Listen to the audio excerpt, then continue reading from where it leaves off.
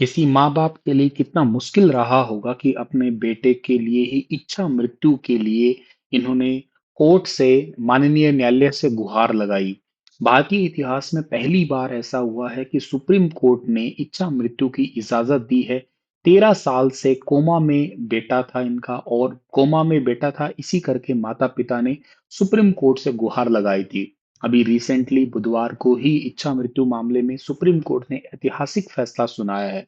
31 साल के रहने वाले गाजियाबाद के हरीश राणा जिनको पैसिव यूथेनेशिया यानी कि इच्छा मृत्यु की मंजूरी दी है। अभी रिसेंटली सुप्रीम कोर्ट ने जस्टिस जेबी पारदीवाला और जस्टिस केवी विश्वनाथन की बेंच ने एम्स को निर्देश दिए हैं कि हरीश के लाइफ सपोर्ट सिस्टम को चरणबद्ध तरीके से हटाया जाए। देखो, दो टाइप की मृत्यु होती है। एक होती है एक्टिव यूथेनेशिया, एक होता है पैसिव यूथेनेशिया।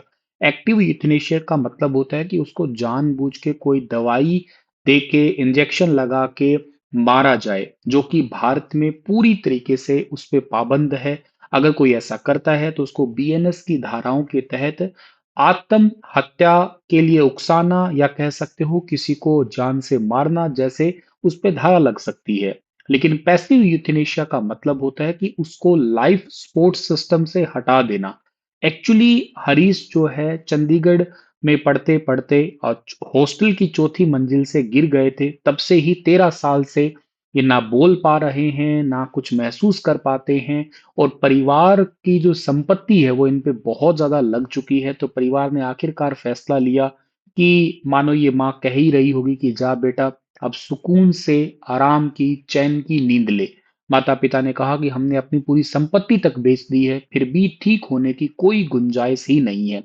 हरीश को वैसे जो है डॉक्टरों ने क्वाड्रीप्लेजिया नाम की एक बीमारी से पीड़ित करार दिया है, जिसमें खाना पीना पूरी तरीके से नली या वेंटिलेटर सपोर्ट सिस्टम पे ही रह सकता है। और पड़े पड़े बिस्तर पे रहने से ही हरीश के शरीर में घाव और बनने लग गए, जिनको बेड सोर्सेस यानी कि गहरे घाव बनने लग गए।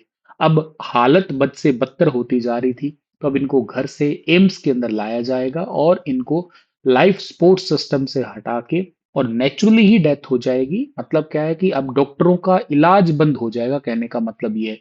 धड़कनें चल रही थी, अब वही बंद हो जाएगी, बस इतना ही फर्क पड़ेगा। ये भारतीय इतिहास में पहली बार ऐसा हुआ है।